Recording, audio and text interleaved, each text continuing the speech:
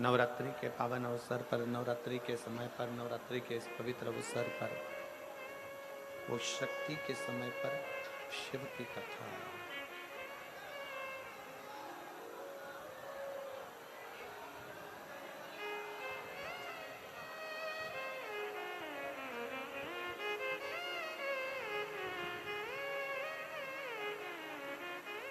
शक्ति के समय पर शिव की कथा है। जैसे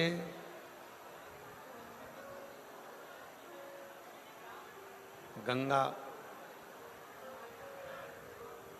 सागर में जाकर मिल जाती है, जैसे गंगा कल कल कर कर बहती है और बहते बहते बहते बहते एक दिन सागर में जाकर समाहित हो जाती है, सागर में जाकर मिल जाती है। उसी तरह शिव महापुराण की कथा कहती है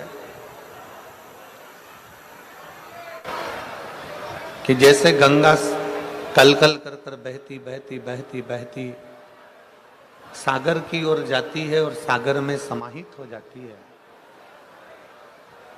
उसी तरह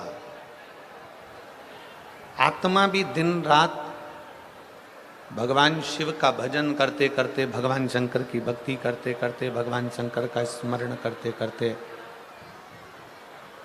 भगवान शंकर की अविरल भक्ति को धारण करते करते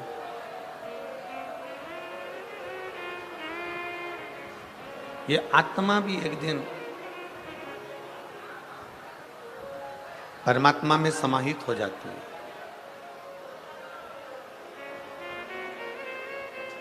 गंगा जी का कलकल कर कर बहना, बहते हुए जाना और आखिरी में सागर में समाहित हो जाना, सागर में जाकर मिल जाना।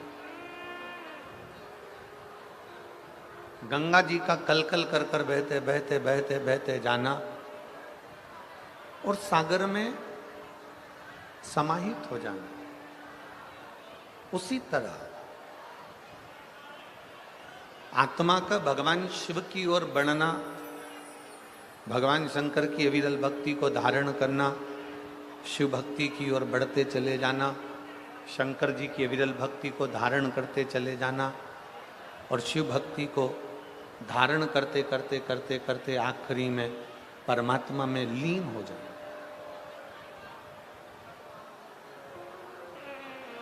ये दोनों एक बिंदु है।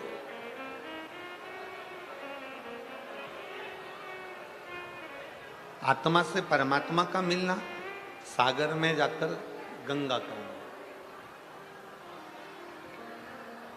और आप सब आज कथा के प्रथम दिवस में 5 दिवसीय शिव महापुराण की इस पवित्र कथा में आप सब सम्मिलित हुए हैं। जहां जगह मिल जाए वहां बैठकर बाबा से विनती करो, निवेदन करो कि ये पवित्र नवरात्रे में, नवरात्रे के पावन अवसर पर हमारे हापुड़ क्षेत्र में, हमारे उत्तर प्रदेश में ये पवित्र कथा हो रही है। भगवान देवाधिदेव महादेव से विनय करो, मां आदिशक्ति से प्रार्थना करो कि हे दुर्गा भवानी, हे मां आदिशक्ति, हे भवानी मां, आपके इस पवित्र नवरात्रे में हम आपकी ये पवित्र शिव महापुराण की कथा को श्रवण कर रहे हैं। ऐसी कृपा करो मां, ऐसी कृपा करो देवाधिदेव महादेव कि हम जो कामना लेकर नवरात्रे के ये 5 दिनों में शिव महापुराण की कथा सुन रहे हैं, ऐसी कृपा करना भोले बाबा कि हमारी झोली खुशियों से भर जाए और तेरी कृपा हम पर हो।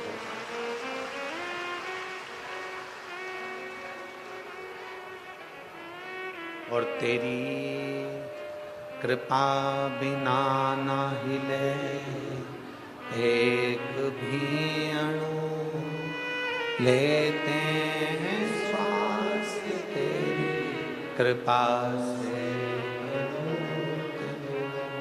ये उसकी उदारता है, ये उसकी कृपा है, ये उसकी करुणा है, ये उसकी दया है। इन 5 दिनों में नवरात्रि के ये 9 दिन में से अगर 5 दिन आपको और हमको भगवान शंकर की अविरल कथा को श्रवण करने के मिले, 9 दिन में से अगर ये 5 दिन हमें भगवान देवाधिदेव महादेव की पवित्र कथा श्रवण करने को मिले हैं,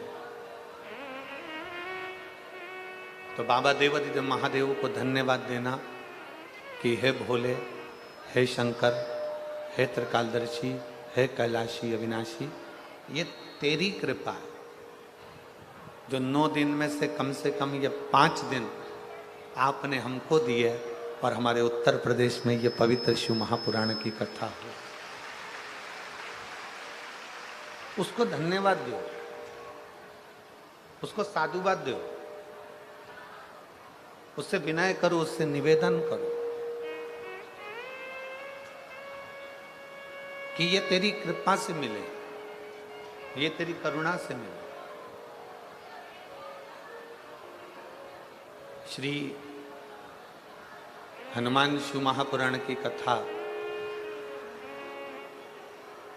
हापुड़ की इस पवित्र धरा पर मिली है।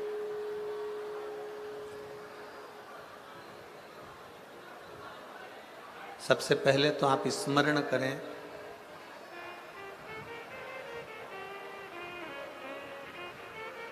कि भारत की भूमि पर जितने राम जी के मंदिर नहीं है, उससे ज्यादा हनुमान जी के मंदिर है।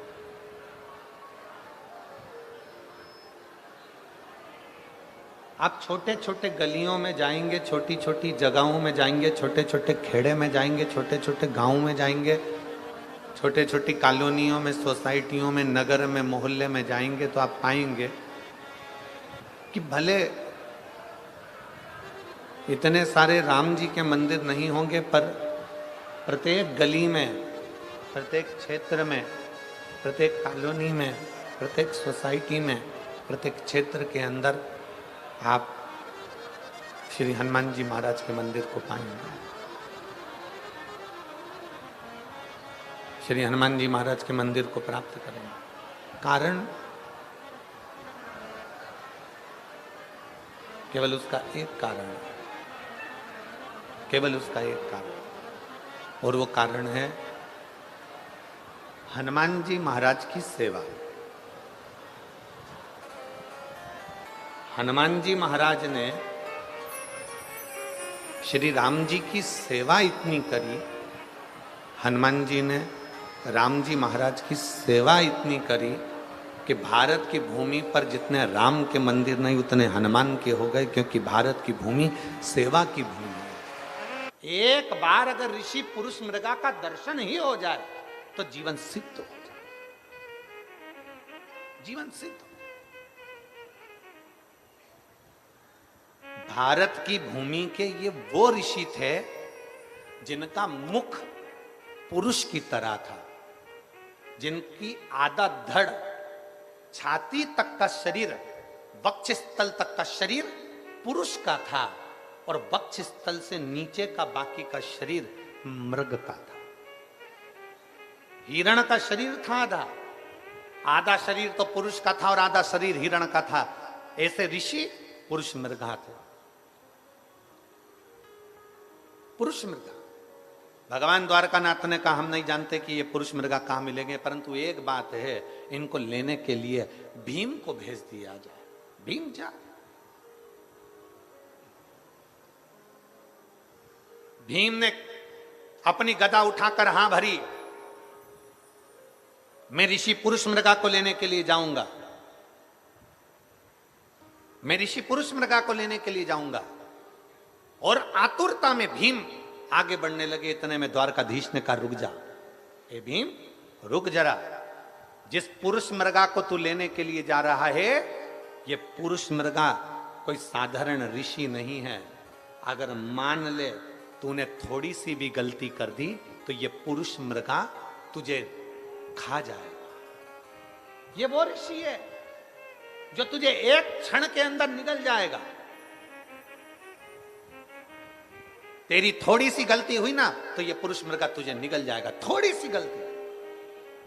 इतने में भीम ने कहा द्वारकानाथ से, आप मुझे जानते नहीं हो द्वारकाधीश, क्या आप मुझे पहचानते नहीं हो? मेरे में केवल शरीर का बल नहीं, बुद्धि का बल भी मुझ में है। मुझ में केवल शरीर का बल नहीं, मुझ में बुद्धि का बल भी है। बुद्धि का। भगवान द्वारकानाथ ने कहा आगे तेरी मर्जी, पर याद रखना भीम, जरा सी चूक हुई, जरा सी गलती हुई तो ऋषि पुरुष मृगा तुझे निकल जाएंगे। भीम ने कहा चिंता मत करो, मैं लेने के लिए जाता हूं। भीम उठे, उत्तर दक्षिण पूरा पश्चिम ढूंढने के लिए चल दिए पुरुष मृगा को।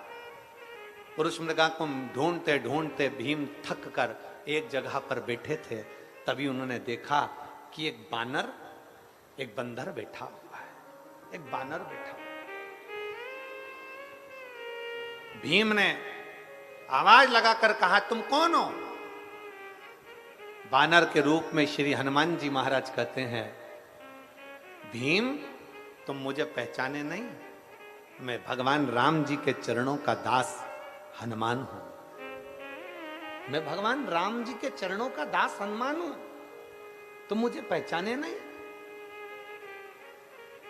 भीम ने कहा हनुमान जी महाराज से, महाराज जी मैं तुम्हें पहचान नहीं पाया।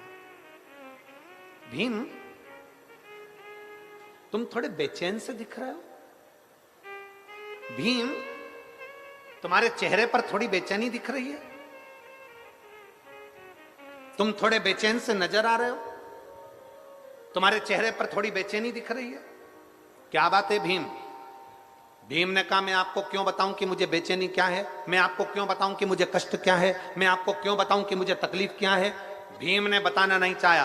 भीम बैठ गए, सुस्ता रहे थे, बहुत सुस्ताते सुस्ताते आखिरी में हनुमान जी महाराज ने भीम को दूर बैठे हुए कहा भीम मुझे मालूम है तुम कहां जा रहे हो। भीम ने पूछा बताओ कहां जा रहा हूं।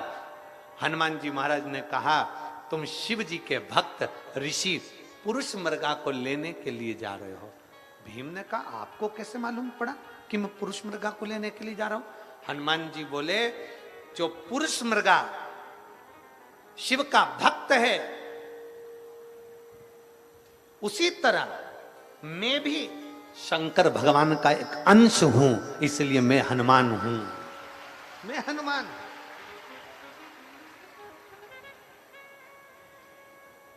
मैं शिव जी का एक अंश हूं, इसलिए मैं हनुमान हूं। भीम ने हाथ जोड़कर कहा आप जानते हो मैं क्यों जा रहा हूं? मैं सब जानता हूं, मैं सब जानता हूं। क्यों जा रहे हो, किस लिए जा रहे हो? तब भीम ने कहा कि तो ये बताओ कि ऋषि पुरुष मृगा कहां मिलेंगे? भगवान श्री हनुमान जी महाराज ने कहा तुम ढूंढते रहो, ढूंढते रहो, एक न एक दिन तुम्हें पुरुष मृगा मिल जरूर जाएंगे। पर एक बात सुन ले भीम, तुझे पुरुष मृगा मिल जाएंगे ना तो वो तुझ में आपस में बात कर कर जब तूने ले जाना चाहेगा तो कोई ना कोई शर्त ऋषि पुरुष मृगा तेरे सामने रख देंगे। जब वो शर्त रखेंगे ना भीम, तब सुन तुझे मेरी याद आएगी। इसलिए मैं तुझे आज अपने शरीर के 3 रोम 3 बाल शरीर के तोड़ कर दे रहा हूं। हनुमान जी महाराज बोले मैं अपने शरीर के 3 बाल तुझे दे रहा हूं, इन 3 बालों को 3 रोमों को तू अपने पास रखना। इतने में भीम ने कहा मैं तुम्हारे 3 बाल क्यों लेकर जाऊं, तुम्हारे शरीर के 3 रोम क्यों लेकर जाऊं, इन केश को क्यों लेकर जाऊं? तब हनुमान जी ने कहा सुन रे भीम, जब पुरुष मृगा मिलेंगे तुझसे शर्त रखेंगे, तेरे साथ हस्तिनापुर जाने की जब शर्त रखी जाएगी उस जगह पर तुझे मेरी याद आएगी। ऋषि पुरुष मृगा जब तुझसे शर्त रखेंगे, ऋषि पुरुष मृगा को रोकने के लिए मेरे शरीर का एक बाल जब तू जमीन पर पटकेगा उससे 1000 शिवलिंग उत्पन्न हो जाएंगे। दूसरा रोम पटकेगा उससे 1,00,000 शिवलिंग उत्पन्न हो जाएंगे। तीसरा रोम जब तू पटकेगा उससे 1,00,00,000 शिवलिंग उत्पन्न हो जाएंगे। मेरे हनुमान जी महाराज ने कहा, भीम जब तू पुरुष मृगा से संकल्प लेगा, कुछ शर्त रखेगा, मेरे शरीर के ये शिवलिंग प्रकट करेंगे। और सुन भीम, पुरुष मृगा की एक आदत है, जितने शंकर के शिवलिंग मिलते हैं उतने शिवलिंग की वो स्नान करके पूजन करता है, तब आगे बढ़ता है। अब तू सोच, एक रोम से कितने शिवलिंग हैं? जम के बोलो जरा। 1,000। दूसरे रोम से 1,00,000। तीसरे रोम से 1,00,00,000। अब पुरुष मृगा एक एक शिवलिंग की पूजन करेगा, तब जाकर कहीं आगे बढ़ेगा। उस जगह पर मेरे ये 3 रोम तेरे काम आएंगे। हनुमान जी ने अपने 3 रोम तोड़कर, 3 बाल तोड़कर भीम को दे दिए। भीम ने वो बाल संभाल कर रखे। पुरुष मृगा को ढूंढते ढूंढते आगे बढ़े तो ऋषि पुरुष मृगा मिल गए। पुरुष मृगा के हाथ जोड़कर निवेदन करा, जिस समय पर पुरुष मृगा शंकर की आराधना में लगे हुए थे, शिव की स्तुति में लगे हुए थे। ओम नमः शिवाय। ओम नमः शिवाय। ओम नमः शिवाय। ओम नमः शिवाय। ओम नमः शिवाय।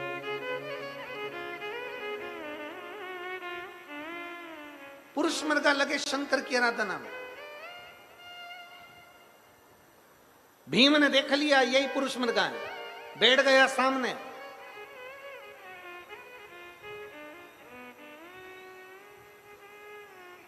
बहुत अंतर है संस्कार और अहंकार, इन दोनों में बड़ा भारी अंतर होता है। संस्कार और अहंकार में बड़ा भारी अंतर होता है।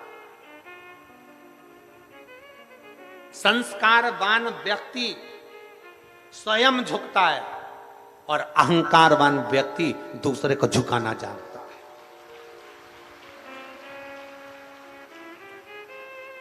संस्कारवान व्यक्ति खुद झुकता है, अहंकारवान व्यक्ति दूसरे को झुकाना जानता है। अहंकारवान व्यक्ति बार बार अपनी अहमता अहंकार को प्रदर्शित करता है। तुम मुझे जानते नहीं हो, तुम मुझे पहचानते नहीं हो, तुम मुझे जानते नहीं हो, तुम मुझे पहचानते नहीं हो। और होता है,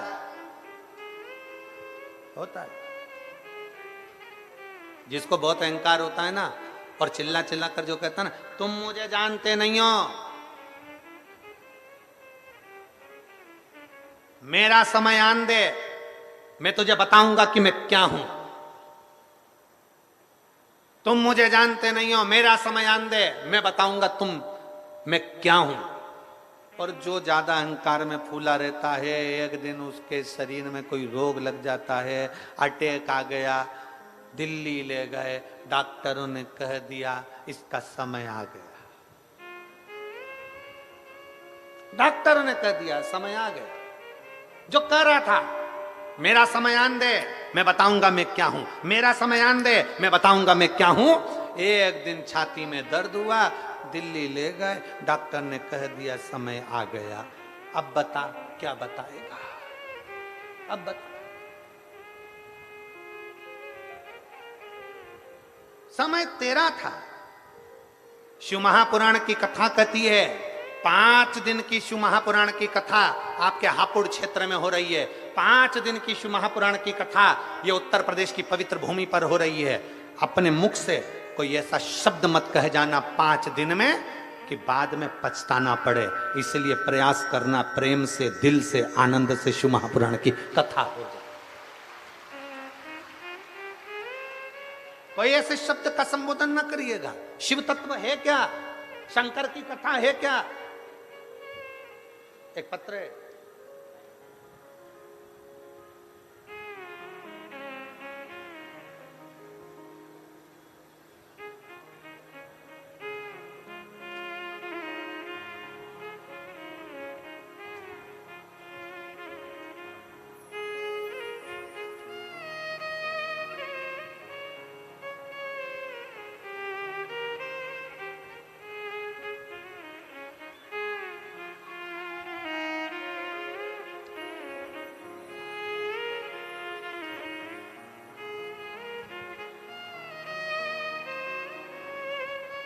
मैं गाजियाबाद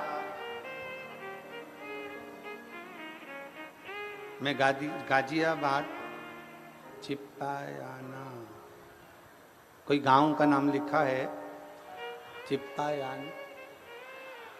चिप्पायाना, तुम समझ गए ना, जाने दो।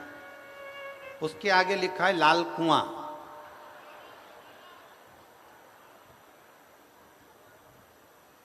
मेरा फोन नंबर, मोबाइल नंबर ये है।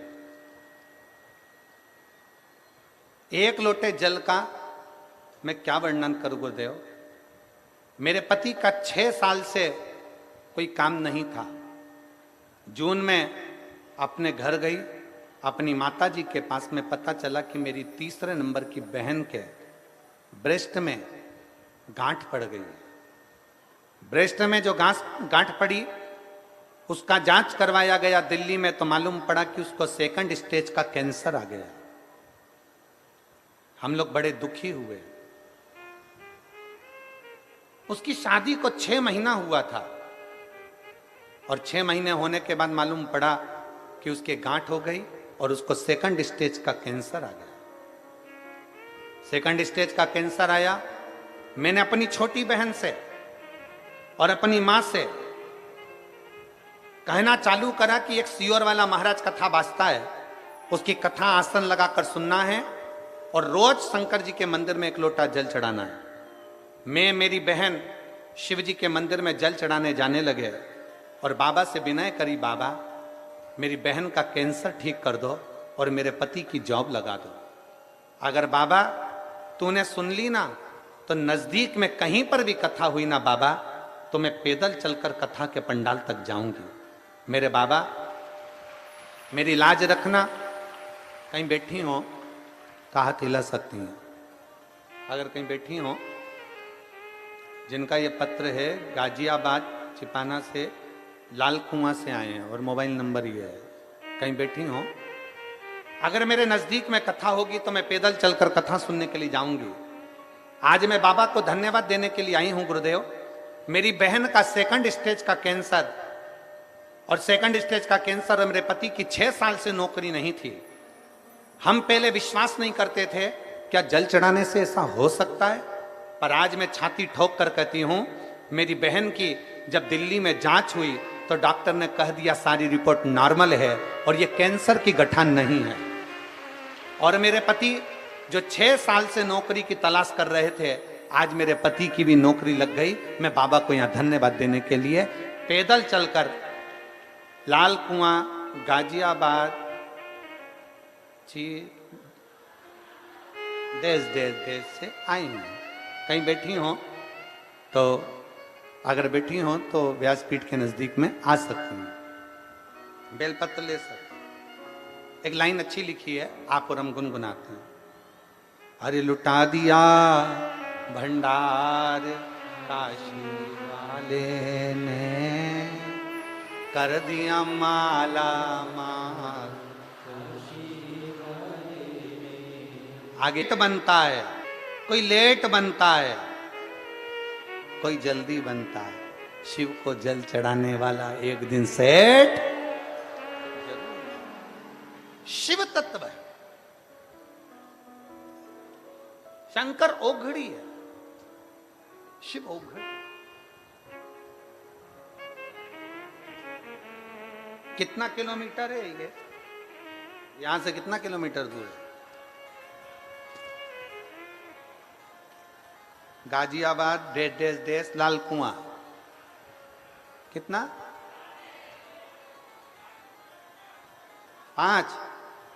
40 किलोमीटर। ठीक। नारद जी से कहा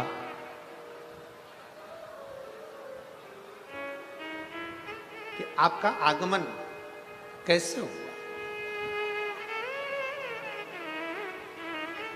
आप किस लिए आए, आपके आने का कारण क्या?